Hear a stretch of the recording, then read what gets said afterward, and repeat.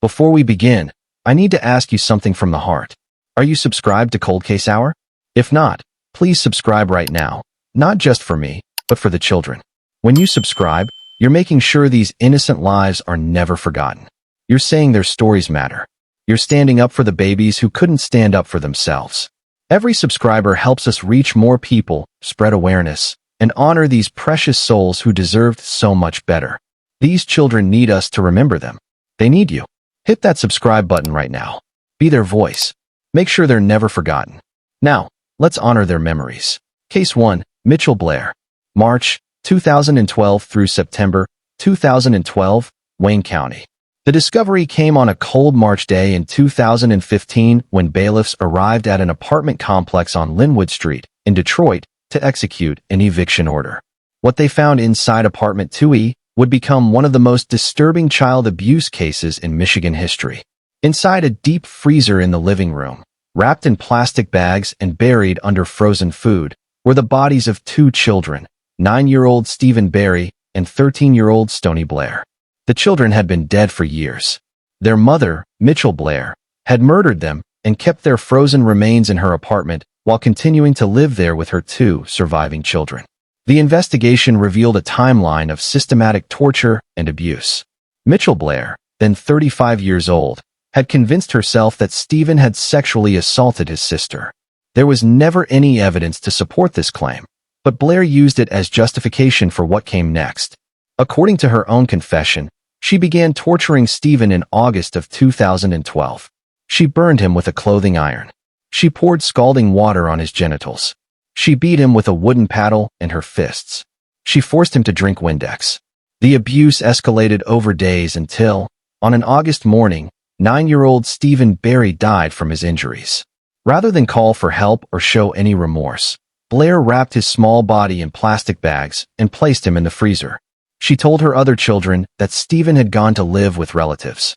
Then she went about her daily life as if nothing had happened. Just weeks later, in September of 2012, Blair turned her rage on her daughter Stoney. The 13-year-old girl suffered similar torture: beatings, scalding water, starvation. Stoney's final moments came when Blair forced her into a garbage bag and suffocated her. Again, Blair showed no remorse. She placed Stoney's body in the freezer alongside her brother and continued living in the apartment for another 2.5 years. The two surviving children, a daughter and a son, lived in that apartment knowing their siblings were dead in the freezer just feet away. They were threatened into silence, living in constant fear that they might be next.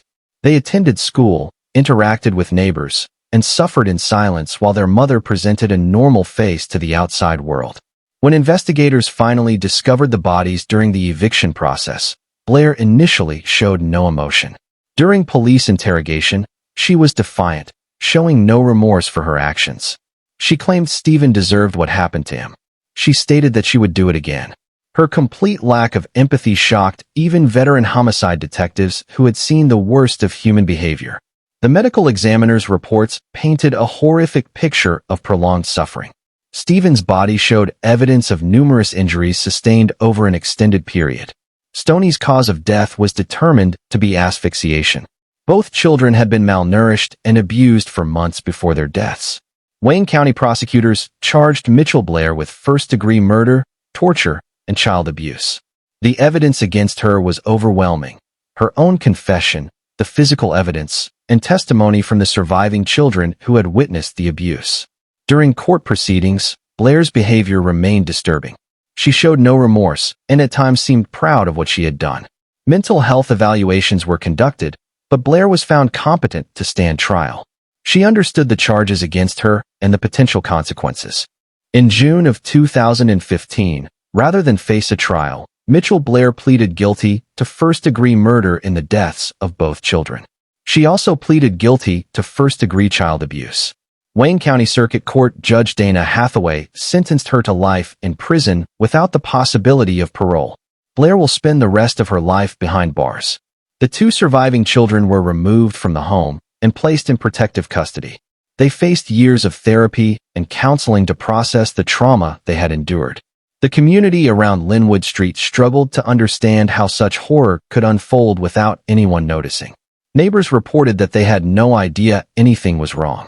Teachers at the schools the children attended noticed nothing unusual. The system had failed these children completely. The Mitchell-Blair case led to renewed calls for better child protective services in Michigan. Advocates pointed out that warning signs had been missed. The family had previous involvement with child protective services, but nothing had been done to prevent the murders. Reform efforts focused on improving communication between agencies and ensuring that at-risk children received proper monitoring. The deep freezer where the children's bodies were found became a symbol of the case. Photos of it appeared in news coverage worldwide, representing the coldness and cruelty of a mother who could murder her children and then go about daily life with their bodies nearby. The image haunted investigators and the public alike. Psychologists and criminologists studied the Blair case to understand how a mother could commit such acts. Some pointed to possible mental illness, though Blair had been found competent. Others noted her troubled background and the cycle of abuse that often perpetuates across generations. But ultimately, no explanation could justify or fully explain the deliberate torture and murder of two innocent children. Stephen Barry and Stoney Blair never had the chance to grow up, to pursue their dreams, to experience the love and safety that every child deserves. Instead, their short lives ended in unimaginable pain at the hands of the person who should have protected them above all others. Their memories remain as a stark reminder of the importance of vigilance in protecting vulnerable children. If you know a child who might be suffering from abuse, please speak up. Contact local authorities or call the Child Help National Child Abuse Hotline. Your call could save a life. For Cold Case Hour, we honor Stephen and Stoney by telling their story and ensuring they are not forgotten. Case 2. Azuradee, France. October 2018, Wayne County. The temperature was dropping on an October evening in 2018 when Detroit police received a call that would lead them to another freezer horror story, chillingly similar to the Mitchell-Blair case just 3 years earlier. This time, the victim was 3-year-old Aaron Wales Jr., known to his family as AJ. Azuradee, France, a 29-year-old mother of 3, had been living in a home on Detroit's east side. Neighbors described her as quiet, keeping mostly to herself. The family seemed normal from the outside, nothing that would raise red flags or cause concern. But inside that house, little AJ was suffering abuse that would ultimately cost him his life.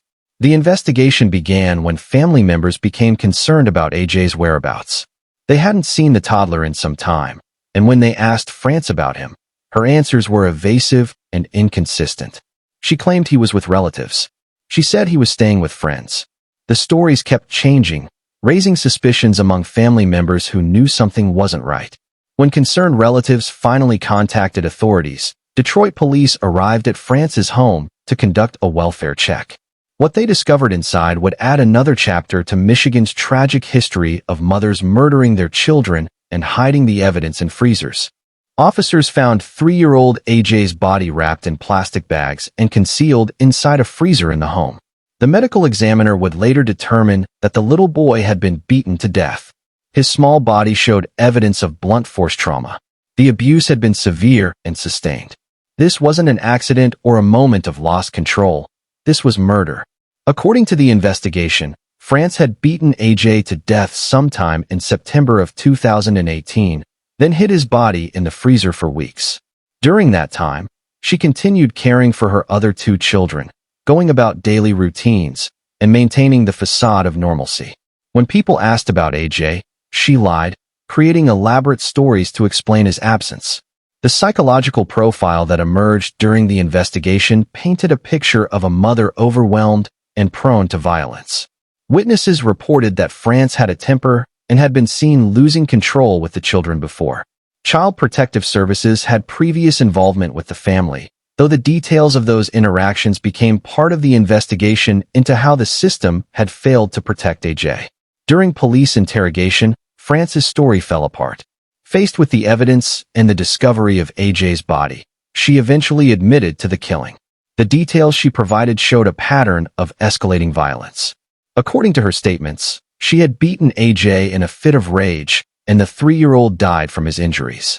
Rather than call for help or turn herself in, she made the calculated decision to hide his body and pretend he was still alive. Wayne County prosecutors charged Azuradee France with first-degree child abuse and felony murder. The charges reflected the severity of the crime and the vulnerability of the victim. A 3-year-old child is completely dependent on their caregiver for survival, safety, and love. France had betrayed that trust in the most fundamental way possible. The case proceeded through the Wayne County court system. Evidence was overwhelming. The physical evidence of the body, the forensic analysis showing cause of death, France's own admissions, and testimony from witnesses about the family dynamics and France's behavior. Mental health evaluations were conducted to determine France's competency and state of mind at the time of the killing. While she faced psychological issues, she was found competent to stand trial and understand the charges against her. The defense attempted to present mitigating factors, including France's difficult background and mental health struggles, but nothing could excuse or explain away the murder of a defenseless 3-year-old. In February of 2020, Azuradee France accepted a plea deal. She pleaded guilty to second-degree murder in exchange for the prosecution dropping the first-degree child abuse charge. Wayne County Circuit Court Judge Lawrence Talon sentenced France to 28 to 50 years in prison.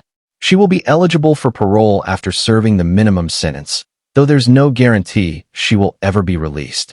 The 2 surviving children were removed from France's custody and placed with family members who could provide a safe and stable environment. They faced the trauma of losing their brother and learning that their mother had killed him. The psychological impact of such a revelation on young children cannot be overstated. AJ's father, Aaron Wales Sr., spoke publicly about his grief and anger. He expressed frustration with the system that had allowed his son to remain in an unsafe environment despite previous concerns. He talked about AJ as a bright, energetic little boy who loved playing and laughing, a life cut short before it really had a chance to begin. The community responded with vigils and memorials for AJ. Neighbors who had lived near the France home expressed shock and guilt, wondering if there was something they should have noticed or done. The signs of abuse in children can be subtle, but community awareness and vigilance remain crucial in protecting vulnerable children. Child welfare advocates use the AJ Wales case to push for reforms in how Michigan handles child abuse reports. They pointed out systematic failures that allowed AJ to remain in danger despite red flags. The conversation focused on improving training for caseworkers, reducing caseloads so that each family receives proper attention, and creating better communication systems between agencies. The freezer element of the case drew inevitable comparisons to the Mitchell-Blair case. 2 Detroit mothers, just years apart, had murdered their children and hidden the bodies in freezers. The similarity raised disturbing questions about whether the Blair case had somehow provided a template. Criminal psychologists noted that highly publicized cases can sometimes influence other offenders, though each case has its own unique circumstances and motivations. For AJ's extended family, the loss was devastating. A 3-year-old child should have been celebrating birthdays, starting preschool, and experiencing the joy of childhood. Instead, his life was ended by violence from the person who should have been his greatest protector. Family members established a small memorial fund in AJ's name, hoping that something positive could come from such a senseless tragedy. Aaron Wales Jr. represents every child who suffers in silence behind closed doors. His story reminds us that child abuse often happens in plain sight, in ordinary neighborhoods, in families that seem normal from the outside. It's a call to action for all of us to stay alert, to speak up when something seems wrong, and to prioritize the safety of children above all else. Case 3. Charla Pendergrass. September 2018, Kalamazoo County. The story of Charla Pendergrass represents a different kind of maternal evil, not the direct act of murder, but the manipulation and encouragement of her own son to commit an unthinkable crime. This case out of Kalamazoo County shocked the community and raised questions about the influence parents can have on their children's darkest impulses. Kendra Jade Cook was just 16 years old, a high school student with her whole life ahead of her. She was in a relationship with Adrian Cook, a 17-year-old boy from the Kalamazoo area. Their relationship had its ups and downs, typical of teenage romance, but nothing that would predict the horror that was to come. On September 8, 2018, Kendra disappeared. Her family reported her missing, sparking a search throughout the Kalamazoo area. Friends and family distributed flyers, organized search parties, and pleaded for information about the missing teenager. Days turned into weeks with no sign of Kendra. The investigation intensified as police followed various leads and interviewed people who knew the missing girl. The break in the case came when investigators focused on Adrian Cook and his mother, Charla Pendergrass. What they uncovered was a conspiracy that seemed almost impossible to believe. A mother who had allegedly encouraged her teenage son to kill his girlfriend and then helped him conceal the crime. According to the investigation and subsequent court proceedings, Charla Pendergrass had problems with her son's relationship with Kendra. The exact nature of her objections varied in different accounts, but what emerged was a picture of a controlling mother who wanted the relationship ended permanently. Rather than simply encouraging a breakup or limiting contact, Pendergrass allegedly took a far more sinister approach. Prosecutors would later argue that Charla Pendergrass encouraged Adrian to kill Kendra. She allegedly helped him plan the murder and, after the killing, assisted in disposing of the body and covering up the crime. The manipulation of a parent over a child, using that inherent power dynamic to encourage murder, represented a particularly disturbing form of corruption. On that September day in 2018, according to the prosecution's case, Adrian Cook killed Kendra Cook. The details of the killing were tragic and violent. Afterward, with his mother's alleged help, he attempted to dispose of her body. The specifics of where and how Kendra's remains were hidden became crucial evidence in the case. As the investigation progressed, police collected evidence that pointed to both Adrian Cook and Charla Pendergrass's involvement. Cell phone records, witness statements, physical evidence, and inconsistencies in their stories all contributed to building the case. The relationship between mother and son, and how Pendergrass had allegedly influenced and assisted her son, became central to understanding the crime. Kalamazoo County prosecutors charged both Adrian Cook and Charla Pendergrass with first-degree murder and other related charges. The charges reflected the prosecution's theory that this was a premeditated killing with Pendergrass playing a crucial role in planning and covering up the crime. The case against Charla Pendergrass was particularly complex. Prosecutors had to prove not only that she knew about the murder, but that she actively encouraged it and helped conceal it. They built their case on evidence of communications between mother and son, witnesses who could testify about Pendergrass's statements and actions, and the timeline of events surrounding Kendra's disappearance and death. For Kendra's family, the revelation that her boyfriend's mother was allegedly involved in her murder added another layer of tragedy to their grief. They had trusted that their daughter was in a relationship with a normal teenage boy from a normal family. Instead, she had become the target of a mother-son conspiracy that cost her everything. The legal proceedings moved forward through the Kalamazoo County court system. Both defendants faced serious charges that could result in life imprisonment. The evidence was presented piece by piece, building the prosecution's case that this was not a tragic accident or a moment of passion, but a planned killing with active participation from both defendants. Adrian Cook, still a teenager when charged, faced the adult court system due to the severity of the charges. The question of how much influence his mother had over his actions became relevant to understanding his culpability, but it didn't excuse the crime. He had taken a life, and he would have to face the consequences. Charla Pendergrass's defense attempted to distance her from the actual killing, but the prosecution's evidence of her involvement in the conspiracy and cover-up was substantial. Witnesses testified about her behavior after Kendra's disappearance, her attempts to influence the investigation, and evidence suggesting she had knowledge of and involvement in the crime. In 2019, the legal outcomes began to take shape. Adrian Cook was convicted of second-degree murder in Kendra's death. He was sentenced to a significant prison term that would keep him incarcerated well into adulthood. His conviction was based on evidence that he had killed Kendra, regardless of what influence his mother may have had. Charla Pendergrass faced her own legal reckoning. In February of 2020, she was convicted of first-degree child abuse and conspiracy to commit murder in connection with Kendra Cook's death. The jury found that she had played a substantial role in the crime, supporting her son's actions and helping to cover up the murder. Judge Alexander Lipsey sentenced Pendergrass to 30 to 60 years in prison for the child abuse conviction and additional time for the conspiracy charge. The sentences ensured that Charla Pendergrass would spend decades behind bars for her role in manipulating her son into murder and helping conceal the crime. She had betrayed not only Kendra and Kendra's family, but also her own son, leading him down a path that destroyed multiple lives. The Kendra Cook case highlighted the devastating impact that parental manipulation can have. Children, even teenagers, are influenced profoundly by their parents. When a parent uses that influence to encourage violence and crime, they corrupt the fundamental relationship that should exist between parent and child. Charla Pendergrass had taken her role as a mother and perverted it into something dark and destructive. For the Kalamazoo community, the case was a reminder that evil can hide behind seemingly normal facades. Neighbors and acquaintances of the Pendergrass family expressed shock at the revelations. No one had suspected that such darkness existed within what appeared to be an ordinary household. Kendra's family worked to keep her memory alive in the years following her murder. They spoke publicly about the vibrant, loving girl she had been, a teenager with dreams and potential that would never be realized. They established memorials in her honor and worked to support other families dealing with the loss of children to violence. The legal system had delivered justice in the form of convictions and prison sentences, but no amount of legal punishment could bring Kendra back or heal the wounds left by her senseless murder.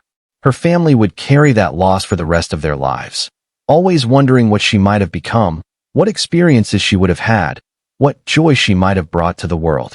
Kendra Jade Cook was just 16 years old when her life was stolen from her. She trusted her boyfriend and, by extension, his family. That trust was betrayed in the most horrible way imaginable. Her story serves as a reminder to young people about the importance of recognizing unhealthy relationships and seeking help when something feels wrong. If you or someone you know is in an unhealthy or dangerous relationship, please reach out for help. The National Teen Dating Abuse Helpline can be reached at 1-866-331-9474. Your safety matters, and help is available.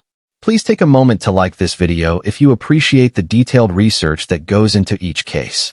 Comment below with your thoughts, and subscribe to Cold Case Hour for more in-depth true crime coverage. Case 4, Cortney Bartholomew. July 2013, Ottawa County. The story of Cortney Bartholomew and her daughter Sutton Mosser is one of the most disturbing cases of maternal betrayal in Michigan history. It involves not just murder but torture, pregnancy, and the ultimate violation of the mother-daughter bond.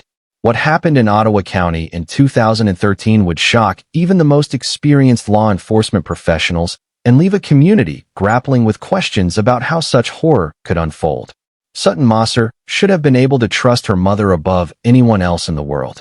Instead, Cortney Bartholomew would become her daughter's tormentor and, ultimately, her killer. The case involves elements so disturbing that they challenge our understanding of human nature and the capacity for cruelty. The investigation began in late July of 2013 when authorities in Ottawa County received reports of suspicious circumstances involving Cortney Bartholomew and her family. What investigators uncovered was a nightmare scenario that had been unfolding behind closed doors for an extended period. According to court documents and testimony, Sutton Mosser, Bartholomew's biological daughter, had been pregnant. The pregnancy itself raised questions, but what happened next elevated this case to one of the most heinous crimes imaginable. Prosecutors alleged that Cortney Bartholomew murdered her pregnant daughter and then cut the unborn baby from the womb. The details that emerged during the investigation painted a picture of prolonged torture and abuse.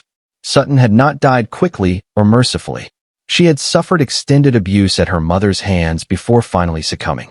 The physical evidence collected at the scene and from medical examinations told a story of systematic cruelty that seemed almost impossible to comprehend. The unborn child, cut from Sutton's womb, did not survive. 2 lives were lost in this act of incomprehensible violence, a daughter and a grandchild, both at the hands of the person who should have been their protector. The brutality of the crime shocked even veteran homicide investigators who had seen the worst of human behavior.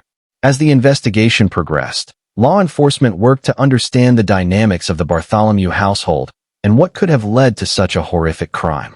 They interviewed witnesses, collected physical evidence, and attempted to piece together the timeline of events that led to Sutton's death. The question of motive haunted investigators. What could drive a mother to torture and murder her own pregnant daughter? Various theories emerged during the investigation and subsequent trial. Some suggested mental illness, others pointed to family dysfunction and long-standing conflicts. But ultimately, no explanation could justify or make sense of such deliberate cruelty. Cortney Bartholomew was arrested and charged with first-degree murder, torture, and related charges in connection with Sutton's death and the death of the unborn child. The charges reflected the severity and brutality of the crimes. Ottawa County prosecutors built their case meticulously, knowing that the evidence needed to prove not just that Bartholomew killed her daughter, but that she did so with premeditation and extreme cruelty. The physical evidence was substantial. Medical examiners provided detailed testimony about the nature of Sutton's injuries, the cause of death, and the trauma inflicted upon her body. Forensic experts analyzed the crime scene, providing evidence about what had occurred in that house of horror. The scientific evidence told a clear story of torture and murder. Witnesses who knew the family provided context about the relationships and dynamics within the Bartholomew household. Some had noticed warning signs or concerning behavior, but hadn't realized the extent of the danger Sutton faced. Their testimony helped establish the pattern of behavior that led to the ultimate tragedy.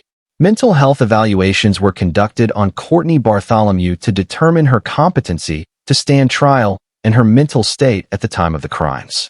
While mental health issues were identified, Bartholomew was found competent to understand the charges against her and to participate in her defense. The question of her mental state at the time of the killing would be relevant to the trial, but wouldn't excuse her actions. The legal proceedings in Ottawa County drew significant attention. The nature of the crime, a mother murdering her pregnant daughter and cutting out the unborn child, was so shocking that it captured headlines regionally and nationally. The court had to manage intense public interest while ensuring a fair trial. During the trial, prosecutors presented their case methodically. They showed the jury evidence of premeditation, of torture, of the deliberate nature of Bartholomew's actions. They presented expert testimony about the injuries Sutton sustained and the suffering she endured. They painted a picture of a victim who had nowhere to turn, trapped in a home with a mother who had become her tormentor. The defense faced an almost impossible task. The evidence was overwhelming, and the nature of the crime was so heinous that generating sympathy for the defendant seemed unlikely. They attempted to present mitigating factors, to explain Bartholomew's actions through the lens of mental illness or other circumstances, but the prosecution's case was too strong. The jury deliberated on the evidence, the testimony, and the charges. They had to decide whether Cortney Bartholomew was guilty of first-degree murder, a determination that required finding that she had killed her daughter with premeditation and deliberation. They also had to consider the torture charges, which required proving that Bartholomew had intentionally inflicted severe pain and suffering. The verdict came back guilty. Cortney Bartholomew was convicted of first-degree murder, torture, and related charges. The jury had found that she had deliberately killed her daughter and unborn grandchild, and that Sutton had suffered torture before her death. At sentencing, Ottawa County Circuit Court Judge John Hulsing handed down a sentence that reflected the severity of the crimes. Bartholomew received life in prison without the possibility of parole for the murder conviction, along with additional time for the torture and other charges. She would spend the rest of her life behind bars, ensuring she could never harm anyone else. For Sutton's extended family and friends, the verdict brought a measure of justice but could never bring her back. They had lost a young woman who, despite whatever challenges she faced, deserved the chance to live, to raise her child, to experience the future that was stolen from her. The unborn baby would never take a breath, never know love or life outside the womb. The Bartholomew case raised difficult questions about family violence, about the warning signs that might have been missed, about how the system could better protect vulnerable people from those who should love them, but instead harm them. Advocates for victims of domestic violence pointed out that abuse within families often goes unreported and unnoticed until it's too late. The community in Ottawa County struggled to process what had happened. How could such evil exist among them? What could they have done differently? The questions lingered long after the trial concluded and Bartholomew was sent to prison. Sutton Mosser's life was cut short in the most brutal way imaginable. She never got to hold her baby, never got to experience motherhood, never got to escape the horror of her own home. Her story stands as a testament to the importance of recognizing and responding to family violence before it escalates to tragedy. If you know someone who might be suffering abuse from a family member, please speak up. Contact local authorities or call the National Domestic Violence Hotline at 1-800-799-7233. Your intervention could save a life. Don't forget to like this video, share your thoughts in the comments, and subscribe to Cold Case Hour for more comprehensive true crime investigations. Case 5. Nancy and Gerwatowski. December 1983, Emmett County. Some cases remain unsolved for decades. The victims unknown, their stories untold. But advances in forensic science and persistent investigators can sometimes bring justice long after the crime occurred. The case of Baby Garnett represents one such story. A cold case murder that took nearly 40 years to solve, finally revealing the identity of a mother who abandoned her newborn to die in the Michigan winter. On December 23, 1983, a tragic discovery was made in Emmett County in northern Michigan. A newborn baby girl was found deceased, abandoned in the harsh December cold. The infant, who would become known as Baby Garnett after the street where she was found, had been left to die shortly after birth. Investigators at the time worked diligently to identify the baby and determine what had happened. They collected evidence, interviewed potential witnesses, and followed every lead. But in the early 1980s, forensic technology was limited compared to today's capabilities. Despite their best efforts, the baby's identity remained unknown, and her mother was never found. Baby Garnett was buried in a local cemetery, her grave marked, but her story incomplete. For decades, the case remained cold. Baby Garnett became a symbol of the unknown victims whose stories go untold, whose killers go unpunished. But law enforcement never forgot about the tiny infant who had been left to die in the Michigan winter. The case file remained open, and as forensic technology advanced, investigators began to see new possibilities. In the 2010s, advances in DNA technology and genetic genealogy opened new avenues for solving cold cases. Investigators could now extract DNA from evidence that had been unusable decades earlier. They could compare that DNA to databases and use family tree research to identify suspects who had never been on law enforcement's radar. Emmett County investigators and Michigan State Police decided to revisit the Baby Garnett case using these new tools. They extracted DNA from evidence that had been preserved from the original investigation. They built a genetic profile and began the painstaking work of genetic genealogy, using DNA matches to distant relatives to build family trees and identify possible suspects. The investigation led them to Nancy and Gerwatowski, who had been living in Wyoming. Through genetic genealogy and traditional investigative work, they determined that Gerwatowski was likely Baby Garnett's mother. Further investigation into her background and whereabouts in December of 1983 supported this conclusion. In 2022, nearly 4 decades after Baby Garnett's death, Nancy and Gerwatowski was arrested and charged with murder and involuntary manslaughter. The arrest brought renewed attention to the case and to the infant who had gone unidentified for so long. Finally, Baby Garnett's story could be told, and her mother would face justice. The case against Gerwatowski relied heavily on DNA evidence. Prosecutors presented scientific testimony showing that the probability of Gerwatowski not being Baby Garnett's mother was astronomically low. The DNA match was clear and compelling. But they also had to prove that Gerwatowski had committed murder or manslaughter, that she had deliberately caused the baby's death, or had acted with such negligence that it resulted in the infant's death. According to the evidence presented, Baby Garnett had been born healthy, but was abandoned shortly after birth in freezing December weather. The infant had no chance of survival under those conditions. The act of leaving a newborn in the cold without any protection or care demonstrated either intentional homicide or such extreme negligence that it met the definition of manslaughter. Gerwatowski's defense faced the challenge of explaining the DNA evidence and her client's actions nearly 40 years earlier. They could not dispute the DNA match. The science was too solid. Instead, they focused on questions about intent and Gerwatowski's state of mind at the time. They presented arguments about the circumstances she faced as a young woman in 1983, though such arguments could not excuse abandoning a baby to die. The case proceeded through the Emmett County court system. The community that had mourned Baby Garnett for decades watched as justice finally moved forward.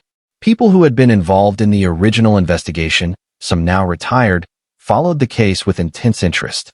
After nearly 40 years, they might finally see resolution. During proceedings, details emerged about Gerwatowski's life in 1983 and the years since. The question of why she had abandoned her baby and how she had lived with that secret for nearly 4 decades remained partially unanswered. Some mysteries persist even after arrests and trials. The legal process involved extensive pretrial hearings, motions, and arguments about the admissibility of evidence, particularly the DNA and genetic genealogy evidence. This was relatively new science in criminal prosecutions, and the court had to carefully consider how it would be presented to a jury. Ultimately, the evidence was deemed admissible and scientifically sound. In 2023, Nancy and Gerwatowski entered a plea agreement. Rather than proceed to trial, she pleaded no contest to involuntary manslaughter in baby Garnett's death. The plea allowed her to avoid a murder conviction while still accepting responsibility for the infant's death. Emmett County Circuit Court Judge Charles Johnson sentenced Gerwatowski to probation rather than prison time, considering her age, her lack of criminal history in the intervening decades, and other factors. The sentence was controversial. Some felt that Gerwatowski should have received prison time for causing an infant's death, regardless of how much time had passed. Others argued that sending an elderly woman to prison for an act committed nearly 40 years earlier served no purpose. The debate reflected broader questions about justice, punishment, and redemption. For baby Garnett, the resolution meant that her story was finally complete. She now had a name. She was Nancy Gerwatowski's daughter, born and died in December of 1983 in Emmett County, Michigan. She had an identity beyond the anonymous baby Garnett. Her grave could be properly marked with her connection to family, even if that family had abandoned her. The case demonstrated the power of modern forensic science to solve cold cases that seemed impossible to crack. Genetic genealogy had emerged as a powerful tool for law enforcement, helping to identify suspects in cases where traditional investigation had reached dead ends. Baby Garnett's case was one of many cold cases solved through this technology. For the investigators who had worked the original case and those who reopened it decades later, the resolution brought a sense of closure. They had never forgotten the tiny infant found in the December cold. They had kept her case alive, waiting for the technology and the break that would finally bring answers. Their persistence had paid off. The baby Garnett case also highlighted the tragedy of safe haven laws that didn't exist in 1983.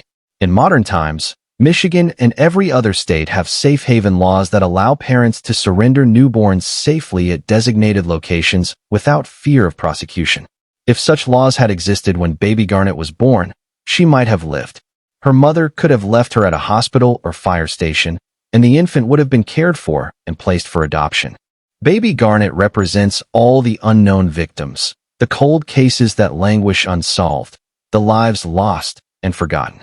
Her story is a reminder that justice can come even decades later, that investigators never stop working for victims, and that advances in science can bring closure that once seemed impossible.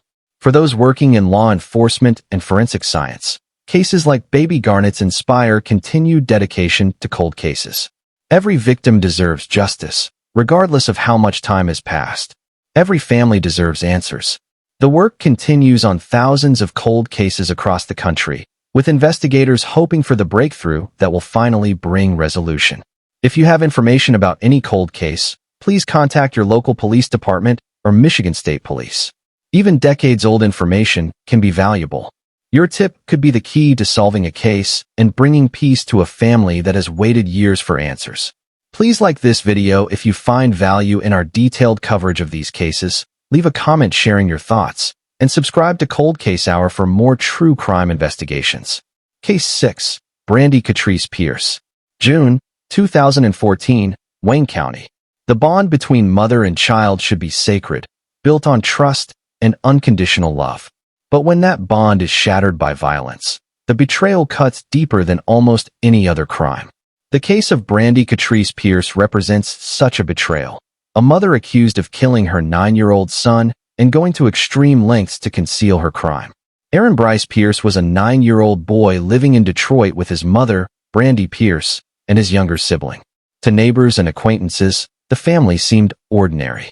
Aaron attended school and played like any other child his age. There were no obvious warning signs that would predict the tragedy to come. In June of 2014, Aaron disappeared from his home. Unlike other cases where families immediately report a missing child and organize searches, Aaron's absence went unreported to authorities. His mother, Brandee Pierce, didn't file a missing person report. She didn't alert police that her 9-year-old son was gone. Instead, she made different arrangements entirely. According to the investigation that would eventually unfold, Brandee Pierce had killed her son Aaron. The circumstances of his death involved violence that no child should ever experience, particularly not from their own mother. After killing Aaron, Pierce faced the challenge of concealing her crime. She decided to bury Aaron's body in the backyard of their Detroit home. Using whatever tools she had available, Pierce dug a grave and placed her son's small body in the ground, covering it over as if he had never existed. She then went about her life, living in that house with Aaron buried just feet away. But Pierce knew that eventually, people would start asking questions about Aaron's whereabouts. He had been enrolled in school. Family members knew about him.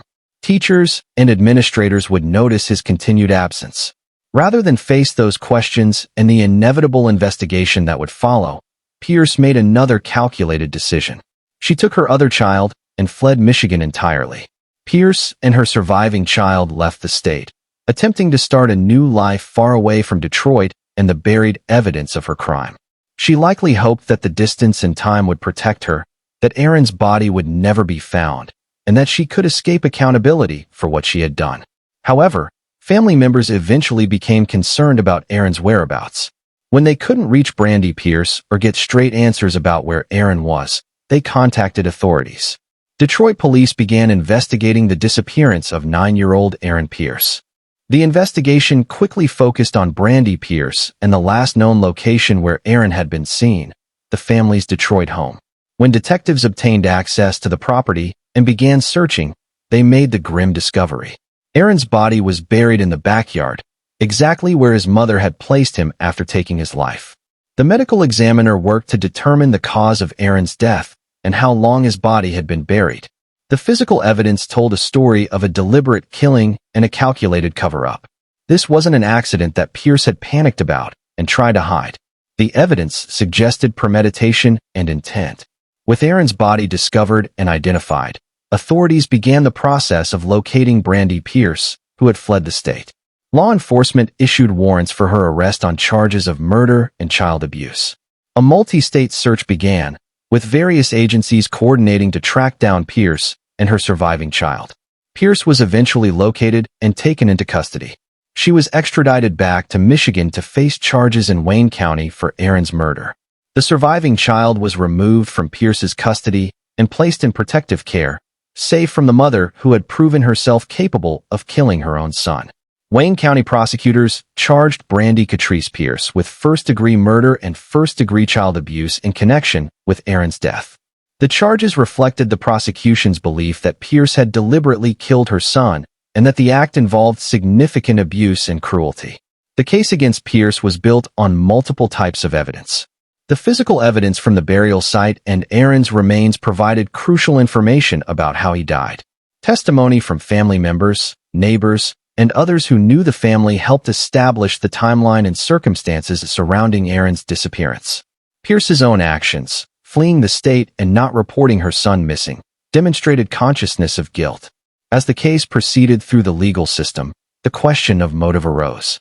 Why would a mother kill her 9-year-old son? Investigators explored Pierce's background, her mental health, her circumstances at the time of the killing.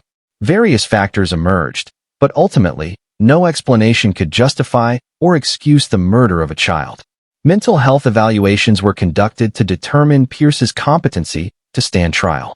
While she had psychological issues, she was found to understand the charges against her and able to participate in her own defense. The evaluation of her mental state at the time of the killing would be relevant to the trial, but it wouldn't eliminate her criminal responsibility. The legal proceedings were closely watched by the Detroit community and by advocates for child welfare. Aaron's death represented another failure of the systems designed to protect children.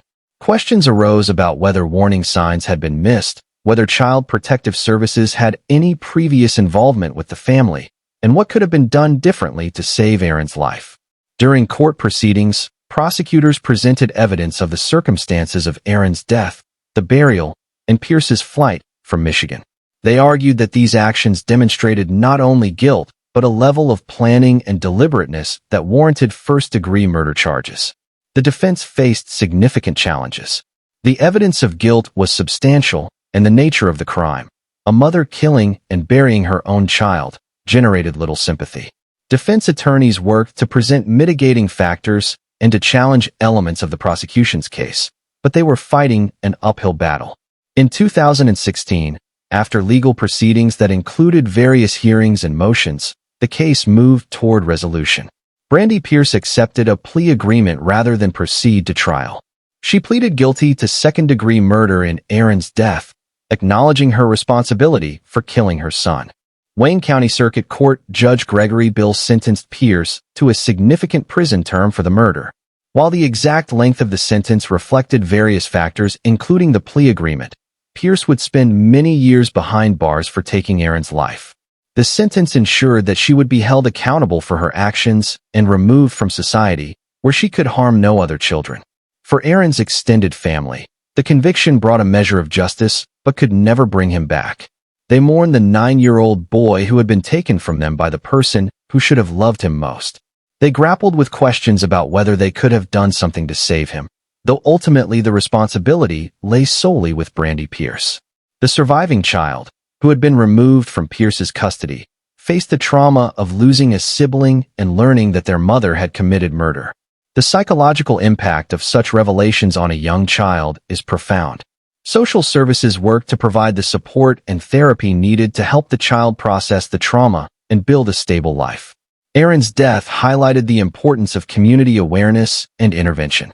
Children who are being abused or are in danger often show signs that attentive adults can recognize. Teachers, neighbors, family members, and others who interact with children have a responsibility to speak up when something seems wrong. The case also demonstrated the lengths some offenders will go to conceal their crimes. Brandee Pierce buried her son's body and fled the state in an attempt to escape accountability. But investigators' persistence and the concern of family members ultimately brought the truth to light and ensured that Aaron received justice. 9-year-old Aaron Pierce should have had decades of life ahead of him. He should have grown up, pursued his interests, formed relationships, and experienced all the joys and challenges of life.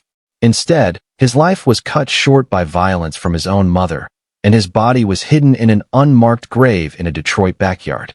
Aaron's story serves as a reminder of the vulnerability of children and the importance of the adults in their lives taking seriously the responsibility to protect them.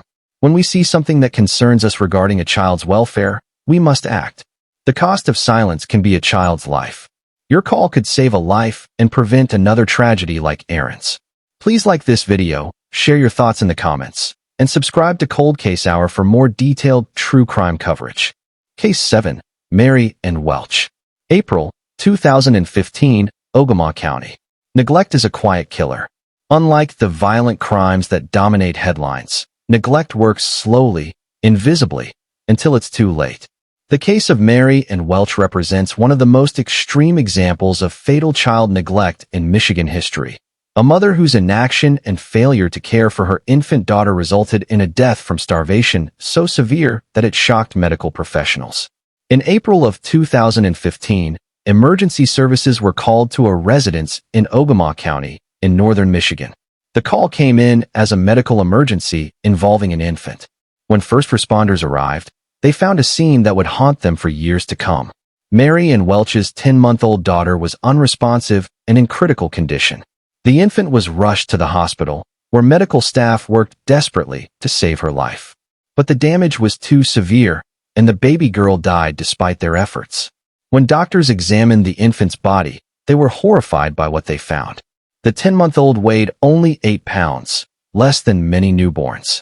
She had died from extreme starvation and neglect. Her body showed signs of prolonged malnutrition and lack of care. This wasn't a sudden decline. This child had been slowly starving to death over an extended period while in her mother's care. Medical professionals who examined the case determined that the level of malnutrition was among the worst they had ever seen. A 10-month-old baby should weigh roughly twice what this infant weighed. She should have been growing, developing, reaching milestones. Instead, she had wasted away, her tiny body consuming itself in the absence of proper nutrition. The investigation into how this could have happened focused on Mary and Welch and the conditions in the home. What authorities discovered painted a picture of severe neglect and failure to provide even basic care. The infant had not been receiving adequate food, medical attention, or the care necessary for survival. Investigators worked to determine whether this was a case of ignorance, incapacity, or deliberate neglect. They examined Welch's background, her mental and physical health, her resources, and her actions during the months when her daughter was slowly dying.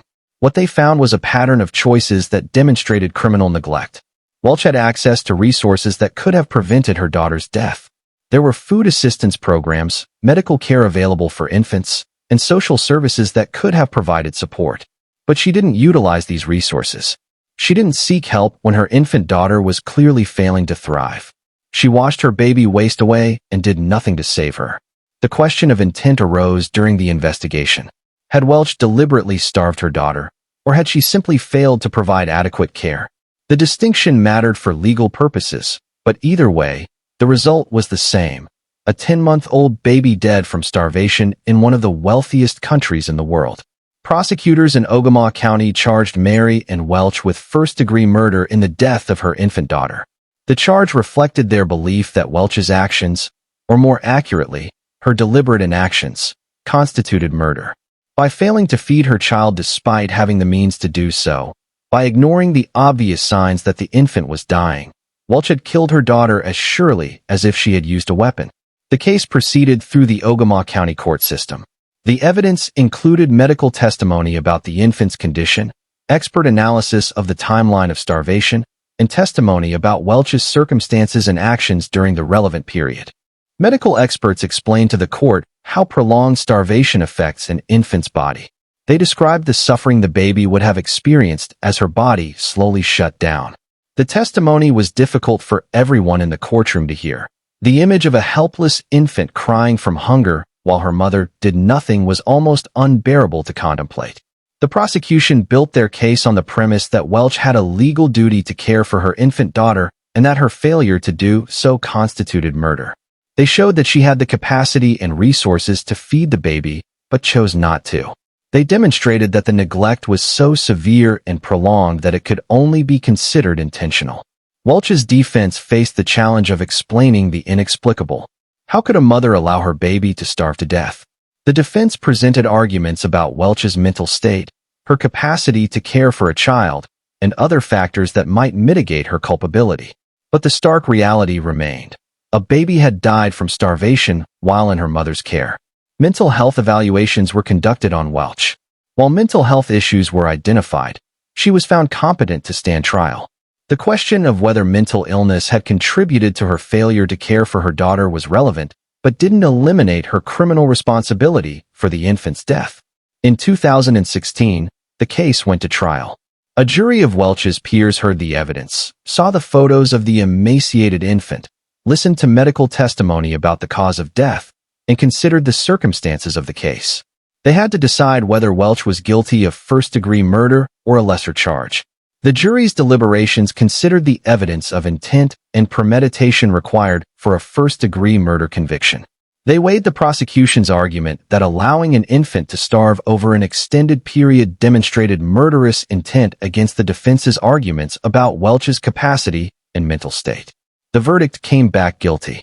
Mary Ann Welch was convicted of first-degree murder in the starvation death of her 10-month-old daughter. The jury had found that her actions constituted the intentional killing of her child, even though the weapon was neglect rather than violence. At sentencing, Oakland County Circuit Court Judge Stephen Kaczmarek handed down a life sentence without the possibility of parole. Welch would spend the rest of her life in prison for starving her infant daughter to death. The sentence reflected the severity of the crime and the complete vulnerability of the victim. The case sparked discussions about child protection systems and how to identify at-risk children before tragedy occurs. Advocates pointed out that cases of severe neglect often develop over time, with warning signs that could be detected if the right systems were in place. They called for better training for professionals who interact with families, improved coordination between agencies, and more resources for at-risk families.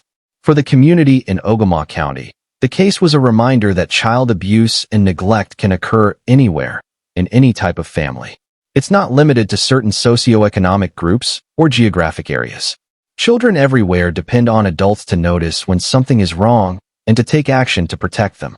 The 10-month-old baby girl at the center of this case never had a chance to experience life. She died slowly and painfully from starvation, crying for food and comfort that never came. Her short life was marked by suffering rather than the love and care that every child deserves. Her death also highlighted the importance of prenatal and postnatal support for new mothers. Many communities have programs designed to help new parents, to teach them about infant care, and to provide resources when families struggle. Connecting families to these resources can prevent tragedies like this one. If you know a family that might be struggling to care for their children, please reach out to offer help or contact appropriate authorities. Sometimes parents need support and resources rather than judgment. But when children are in danger, intervention is necessary to save lives. The case of Mary and Welch stands as one of the most disturbing examples of maternal neglect in Michigan history. The image of that 8-pound, 10-month-old, a baby who should have weighed twice that much, serves as a powerful reminder of the devastating consequences when parents fail in their most basic responsibility, keeping their children alive. Case 8, Justine Johnson. September 2022, Iosco County. The death of 3-year-old Sutton Mosser in Oscoda Township represents one of the most recent and heartbreaking cases of a Michigan mother murdering her own child. The case shocked the small northern Michigan community and raised questions about how such tragedy could occur in a place where neighbors knew each other and looked out for one another. Sutton Mosser was just 3 years old when her life was taken by the person who should have been her greatest protector, her mother, Justine Johnson. The toddler lived with her mother in Oscoda Township in Iosco County, a quiet area in northern Michigan where such violence seemed unimaginable. In September of 2022, concerns arose about Sutton's welfare. Family members and others who knew the child became worried when they hadn't seen her and couldn't get clear answers about her whereabouts from Justine Johnson. The concerning signs prompted someone to contact authorities, leading to a welfare check. When Iosco County Sheriff's deputies arrived at Johnson's residence in Oscoda Township to check on Sutton's welfare, they encountered a mother whose behavior immediately raised red flags. Johnson was evasive and uncooperative when asked about her daughter's location. Her answers were inconsistent and didn't make sense. The deputies' suspicions grew that something was seriously wrong. As the investigation intensified, the horrible truth emerged. 3-year-old Sutton Mosser was dead. According to the evidence that would be presented in court, Justine Johnson had murdered her own daughter. The details of how Sutton died were tragic. A 3-year-old child killed by the mother who was supposed to love and protect her. The investigation into Sutton's death revealed a pattern of behavior by Johnson that demonstrated criminal intent. This wasn't an accident or a momentary loss of control. The evidence suggested deliberate actions that resulted in the death of a helpless toddler. Authorities worked to build a timeline of events leading up to Sutton's death. They interviewed witnesses, examined physical evidence, and pieced together what had happened in that Oscoda Township home. What they discovered painted a disturbing picture of a mother who had harmed her child and then attempted to conceal her crime. The community in Oscoda Township and throughout Iosco County was devastated by the news.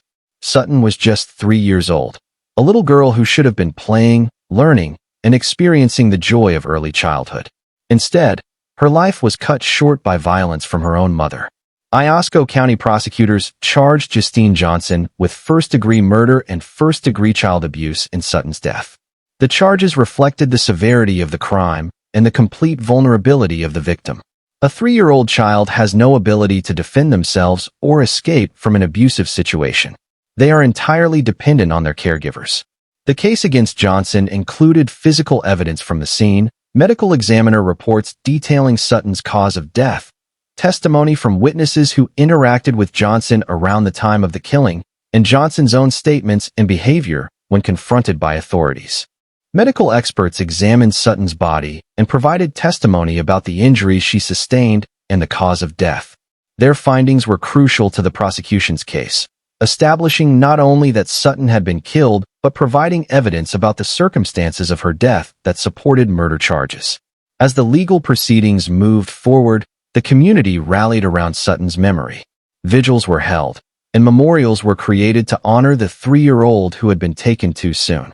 People who had known Sutton remembered her as a bright, sweet little girl whose life had been stolen from her. The prosecution built their case methodically, presenting evidence of Johnson's guilt. They showed that Johnson had the opportunity and means to kill Sutton, that the physical evidence supported their theory of the case, and that Johnson's behavior after the killing demonstrated consciousness of guilt. Johnson's defense faced significant challenges. The evidence against her was substantial, and the nature of the crime, a mother killing her 3-year-old daughter, generated little sympathy. Defense attorneys had to navigate a difficult case with limited options for creating reasonable doubt. Mental health evaluations were conducted to assess Johnson's competency and mental state. While mental health issues may have been present, Johnson was found competent to stand trial and understand the charges against her. The evaluation of her mental state at the time of the killing would be relevant to the proceedings, but wouldn't eliminate her criminal responsibility.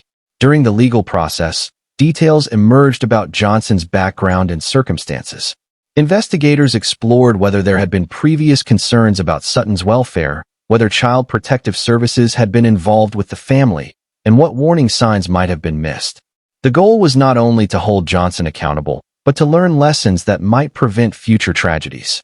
In 2023, after proceeding through various legal stages, the case reached its resolution.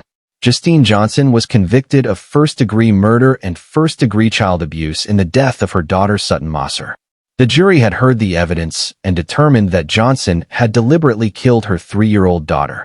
At sentencing, Iosco County Circuit Court Judge David Thompson handed down a life sentence without the possibility of parole. Justine Johnson would spend the rest of her life in prison for murdering Sutton. The sentence ensured that she would be held accountable for her actions and would never be able to harm another child. For Sutton's extended family, the conviction brought a measure of justice, but could never bring her back or heal the wound left by her senseless murder. They had lost a beloved little girl whose life was just beginning. They would never see her grow up, start school, make friends, or experience any of the milestones that should have been part of her future. The case prompted renewed discussions in Iosco County and throughout Michigan about child protection. Advocates emphasized the importance of community vigilance, of neighbors and family members speaking up when they're concerned about a child's welfare, and of systems being in place to respond quickly and effectively when concerns arise. Sutton's death also highlighted the reality that child abuse occurs in all types of communities, not just in urban areas or places typically associated with high crime. Small towns in northern Michigan face the same issues with child welfare as anywhere else, and the systems to protect children need to be strong everywhere.